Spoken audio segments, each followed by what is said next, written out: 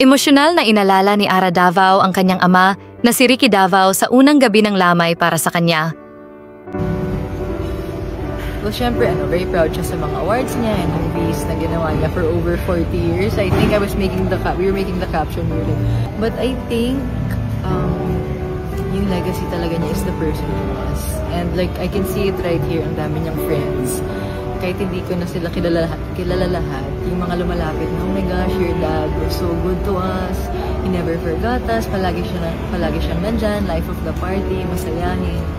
Sa harap ng mga kaibigan, kapamilya at mga tagahanga, nagbigay si Ara ng taus-pusong mensahe kung gaano kahalaga sa kanya ang ama at hindi lamang bilang isang haligi ng kanilang pamilya, kundi bilang isang huwarang artista at kaibigan sa marami.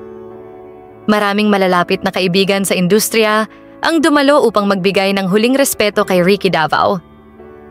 Kitang-kita ang pagmamahal at paghanga ng mga kasamahan niya sa industriya para sa isang artistang hindi lamang mahusay sa pag-arte, kundi isa ring tunay na kaibigan sa likod ng kamera.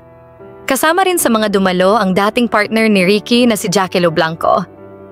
Todo suporta si Jackie Lo sa pamilya sa gitna ng kanilang pagdadalamhati. Pahayag nito, hindi matatawaran ang pinagsamahan namin ni Ricky. Nararapat lamang na narito ako para sa kanya at sa pamilya. Bumuhos ang mga kwento ng kanilang masasayang alaala kay Ricky na nag-iwan ng marka hindi lang sa pelikula at telebisyon kundi pati sa puso ng mga taong kanyang minahal at nagmahal sa kanya.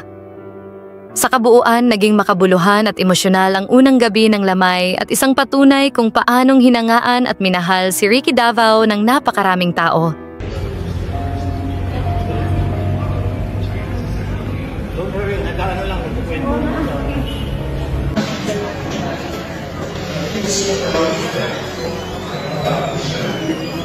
And he was also although going back he was also very so much sure that. Anong masasabi ninyo sa balitang ito? Magkomento sa ibaba at huwag kalimutang mag-subscribe for more videos. Maraming salamat sa panonood!